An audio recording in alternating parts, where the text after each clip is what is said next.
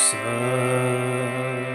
സരി ഗ മ പ മ പ ധ ധ നീ സ സ ധ ധ നീ പ മ പ നി ഗ ഗ മ സരി സ.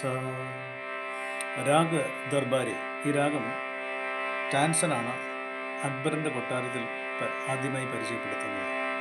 ഈ രാഗം അന്നത്തെ കാലഘട്ടത്തിൽ സ്ത്രീകൾക്ക് ആലപിക്കുന്നതിനോ പാടുന്നതിനോ ഉള്ള അവസരം ഉണ്ടായിരുന്നില്ല. സാധാരണക്കാർക്കും അപ്രാപ്യമായ ഒന്നായിരുന്നു. ഈ രാഗം അറിയപ്പെടുന്നത് ദ കിങ് ഓഫ് രാഗ എന്നാണ്. അതുപോലെ തന്നെ it is known as raga for the king എന്നാണ്. രാജാക്കന്മാർക്ക് വേണ്ടിയുള്ള രാഗമെന്നും രാഗങ്ങളുടെ രാജാവെന്നും എന്നാണ് ഈ രാഗത്തെ അറിയപ്പെട്ടിരുന്നത്. ഈ രാഗത്തിൽ ഒത്തിരി മനോഹരങ്ങളായ ഗാനങ്ങൾ നമുക്ക് കേൾക്കാൻ സാധിക്കുന്നുണ്ട്. പാതി ജീവൻ കൊണ്ടു ദേഹം വാർന്നു വന്നതോ, ജീവൻ കൊണ്ട്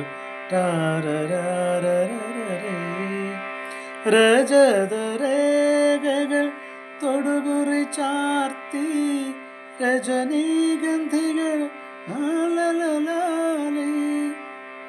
ആയിരം പാദസരങ്ങൾ കിലുങ്ങി ആലുവാപ്പുഴ.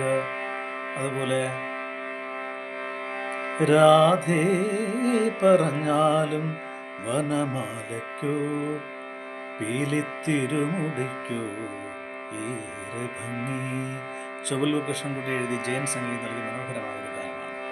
അതുപോലെ വളരെ മൗനമായി ആദ്യം പറഞ്ഞായിരുന്നു. അപ്പം അങ്ങനെ നിരവധി. അതുപോലെ എന്താ ഈ ഗാനം, ദേവി നിൻ ചിരിയിൽ കുളിരോ പാലൊളിയോ. ഇങ്ങനെ മനോഹരങ്ങളായ ഒത്തിരി ഗാനങ്ങൾ ഈ രാഗത്തിൽ ഇന്ന് നമുക്ക് ആസ്വദിക്കുവാൻ കഴിയുന്നുണ്ട്.